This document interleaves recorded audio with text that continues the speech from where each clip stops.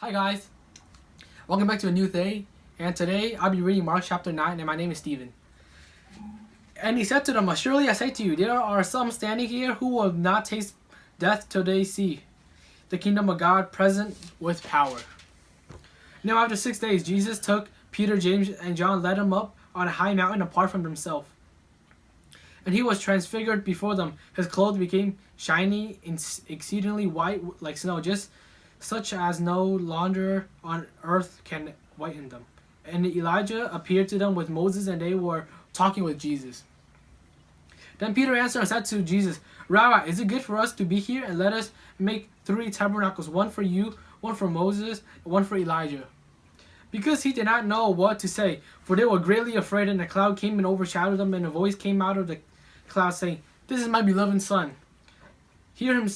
Suddenly, when they had looked close around, they saw no one anymore, but only Jesus with himself. Now, as they came down from the mountain, he commanded that they should not tell no one what they had seen, till the Son of Man had risen from the dead. So they kept his word to themselves, questioning what the rising from the dead meant. And they asked him, saying, "Why do the scribes say that Elijah must come first?" Then he answered and told them, "Indeed, Elijah is coming first and restoring all things. And now it is written concerning the Son of Man, that he must suffer many things and be treated with contempt.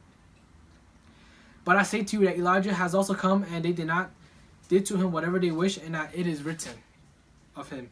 And when he came to the disciples, he saw a great multitude around him, and scribes disputing with them. Immediately, when they saw him, all the people were greatly amazed and running to him with greet. And he said and asked the scribes, "What are you discussing with them?" Then one of the crowd answered and said, "Teacher, I brought you my son, who has a mute spirit. And whenever it seizes him, it throws him down. He foams at the mouth, gnashes his teeth, and becomes wicked.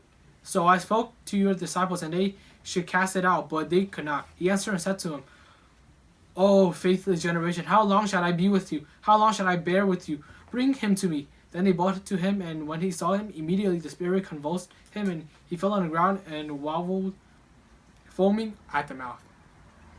So he asked his father, "How long this has been happening to him?" And he said, "From childhood, and often he has thrown him both into the fire and into the water to destroy him. But if you can do anything about compassion on us and help us."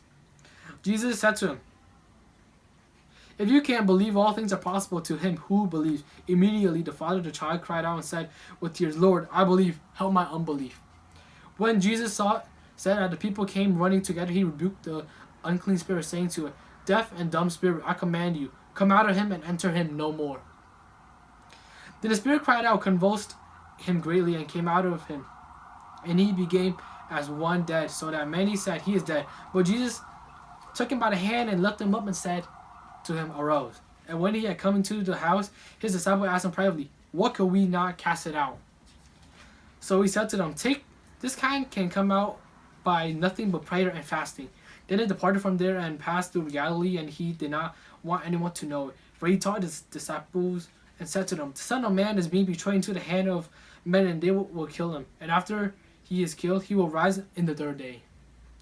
But they did not understand the saying and were afraid to ask him. Then he came to Capernaum, and when he was in the house, he asked them, What was it with you? Dispute among yourselves on the road." But they kept silent, for on the road they had disputed among themselves, who will be the greatest. And he sat down, called the 12, and he shall be last. He said to them, "If anyone decides to be first, he shall be last of all the servants of all." Then he took a little child and set him in the midst of them. And when he had taken him into his arms, he said to them, "Whoever receives one of these little children in my name receives me. And whoever receives me not but him who sent me." Now John answered him, saying, "Teacher, we saw someone who does not follow us casting out demons in your name, and we forbade him because he did not follow us." But Jesus said, "Do not forbid him, for no one who works a miracle in my name can soon afterwards speak evil of me. For he who is not against us is on our side. For whoever gives you a cup of water to drink in my name because you belong to Christ, surely I say to you, he will by no means lose his reward.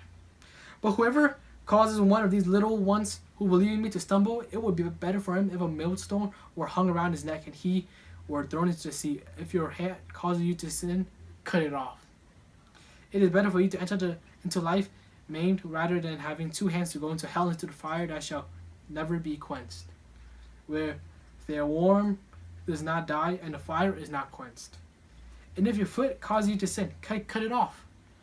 It is better for you to enter life lame rather than having 2 feet to be cast into hell, into the fire that shall never be quenched, where their worms do not die and fire is not quenched. And if your eyes cause you to sin, pluck it out. It is better for you to enter the kingdom of God with 1 eye rather than having 2 eyes to cast into hell of fire, where their worms does not die and the fire is not quenched. For everyone will be seasoned with fire, and every sacrifice will be seasoned with salt. Salt is good, but if the salt loses flavor, how will you season it? Have salt in yourself and have peace with one another. Mark chapter 9.